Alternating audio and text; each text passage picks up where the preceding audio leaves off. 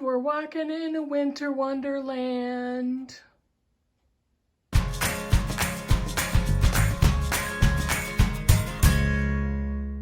Hey Booktube, it's Kim at Middle of the Book March.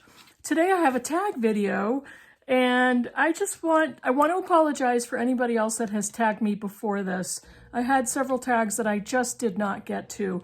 And unfortunately, I think it's gone past that time where they would be applicable to the season. If you hear that blowing, that's my furnace around the corner, so it'll go off shortly. So I do have a tag today, and this is an original tag created by Caitlin Bandy at Bandy's Books, and I will have her link to the video and her channel below. I really enjoy watching her. She has a dog, Luna, that makes appearances in almost every video, really adorable. So yeah, check her out, really good booktuber. She could use more subscribers. I think she deserves some more.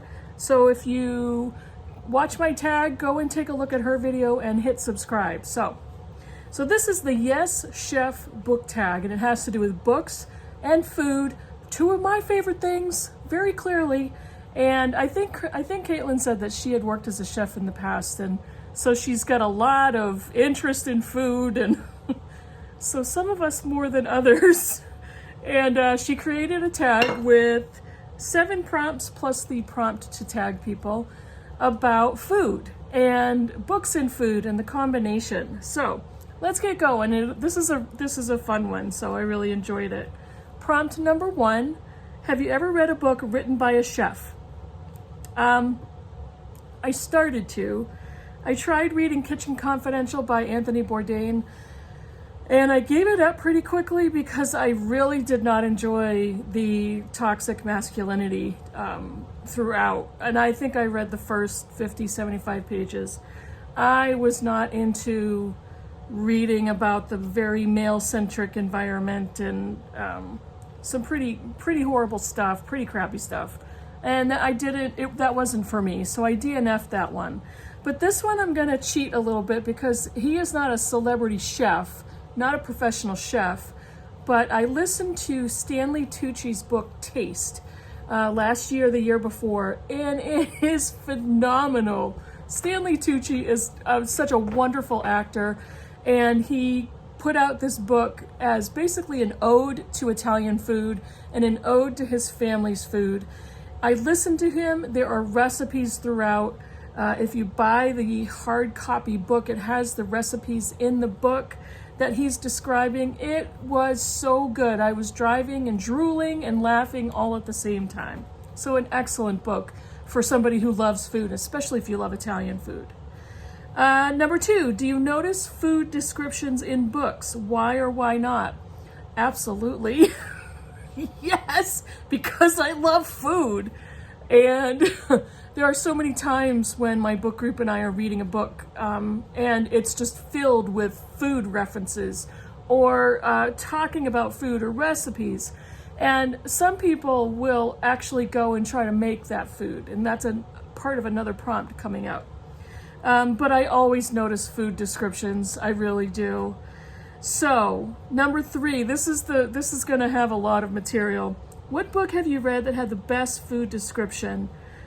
I don't know if I had a hard time because I have a pile and I couldn't narrow this down. I'd like to give the original shout out to Charlie and the Chocolate Factory with all the candy and the chocolate. This is my daughter's newer copy. This is our old copy. I think this was mine that the cover ripped off of it. But Charlie and the Chocolate Factory with the Wonka bars, I could not get enough of the candy descriptions in this book. The Chocolate River, Augustus Gloop, oh poor Augustus. Another one, this is a very cozy book that I read years ago, but I am not exaggerating when I tell you I have never forgotten the description of the cakes in this book. And I'm not a person that gravitates towards cozy books, but this one hit the spot at the time. It was published in 1994, and it's At Home in Mitford by Jan Karen. And this is the story of an Episcopal priest, Father Tim. He's a bachelor priest, kind of looking for love, and The recipes and the potlucks. There is a description of a coconut cake and another one of an orange marmalade cake in this book. I have never forgotten the coconut cake, and I do believe I can find the recipe online. It's just scrumptious. Chocolat by Joanne Harris. Who would deny the food, the chocolate, the sugar throughout this book? I mean, holy moly, yes please. And then one of my favorites is The Joy Luck Club by Amy Tan, and this is the number of Chinese recipes, traditional Chinese food. It's not a book about food, but there's so much description, and it's about getting together. It's about people connecting, and they connect over food. And who doesn't? I mean, there's so many ways to connect over food, and that's what this book is kind of reflecting. But the descriptions of, I think I'm drooling. The descriptions of food and the Chinese recipes, the food, I keep saying food. Food. One of my most recent is Black Cake by Charmaine Wilkerson. The description of this black cake. Now I have to tell you, my favorite food, not my favorite meal, but my favorite food in the whole world is cake. Birthday cake, pound cake, bundt cake, but any kind of cake.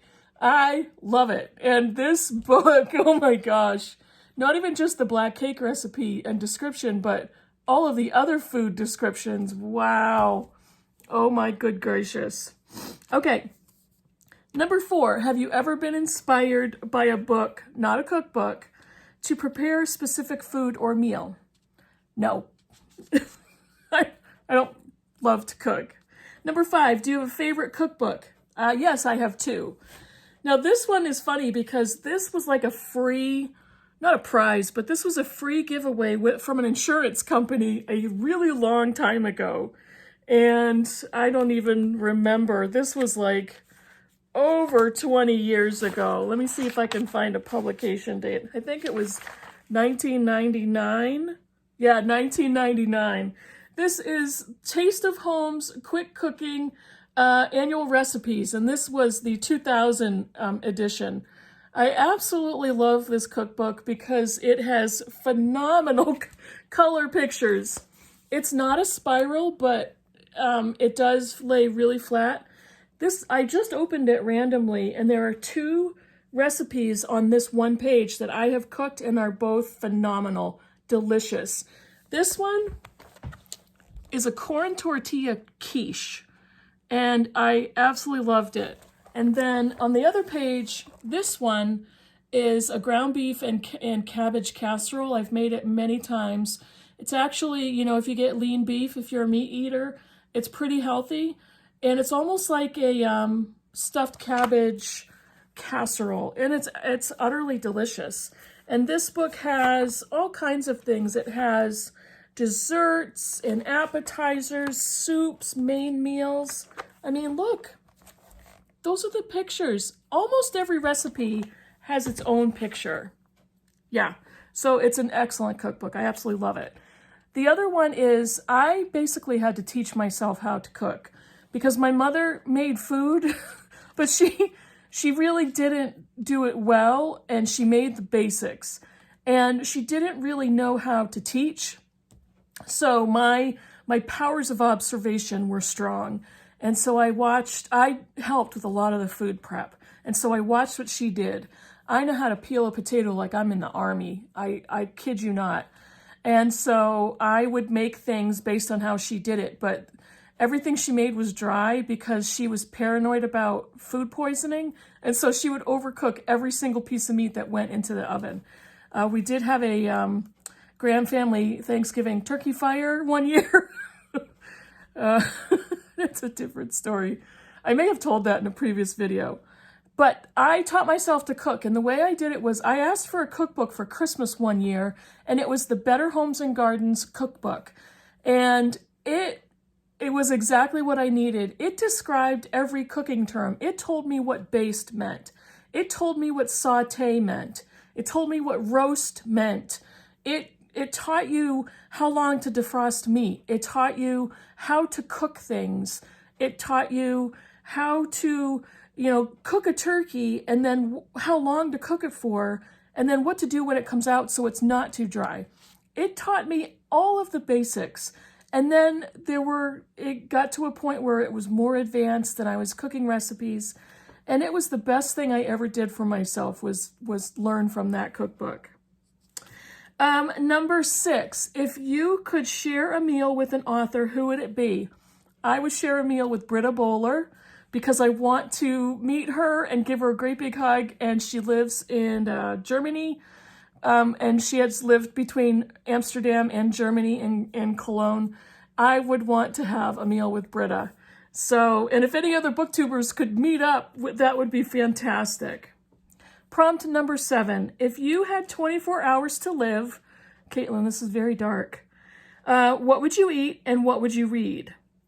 You could only eat one meal and read one book. What would you eat and what would you read? So I'd have to have a meal. So I would have what's referred to in the US as a surf and turf, which means it's a giant platter of food that has a seafood component and a meat component. And I would have sauteed scallops, the big ones, the sea scallops, and a filet mignon, cooked medium rare. And the scallops would have to be like sauteed in butter, maybe a little panko breadcrumbs on there, but perfectly cooked. And the filet mignon has to be medium rare, maybe a nice little sauce on the side. And then, of course, dessert would be whatever kind of cake they want to serve me. What book would I read? It's between 2. And this is so predictable. Middlemarch is 1 and Daniel Deronda is the other. They're both by George Eliot. They're both 2 of her longest books. And I would never get sick of reading over and over and learning new things. So yeah. Now, I need to tag some people. Let's see. I am going to tag Britta. Britta, if you're in the mood to doing a tag, I'm going to tag you in this one. It's all about food. I'm going to tag Heidi from My Reading Life.